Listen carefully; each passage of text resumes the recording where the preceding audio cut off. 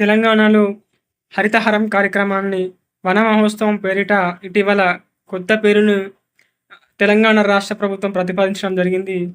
ఈ 75వ వన మహోత్సవంగా దేశానికి స్వతంత్రం వచ్చిన 75 సంవత్సరాలు అవుతున్న సందర్భంగా 75వ వన మహోత్సవం పేరిట ఈ కొత్త పేరును రాష్ట్ర ప్రభుత్వం ఇంప్లిమెంట్ చేయడం జరుగుతూ ఉంది. అంటే గతంలో మనకు 2014 నుంచి 2023 వరకు అధికారంలో ఉన్నటువంటి బీఆర్ఎస్ పార్టీ తెలంగాణకు హరితహారం కార్యక్రమం తీసుకురావడం జరిగింది.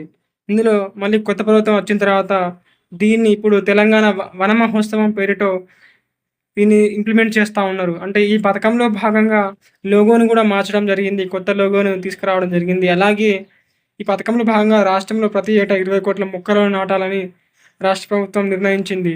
ఇందులో 10 కోట్ల మొక్కలు పంచాయతీరాజ్ మనకు మున్సిపాలిటీలలో, ఇంకో 6 కోట్ల మొక్కలు గ్రామీణ ప్రాంతాలలో, 1 కోటి మొక్కలు మనకు అటవీ శాఖ పరిధిలో నాటాలని ప్రభుత్వం నిర్ణయించడం జరిగింది.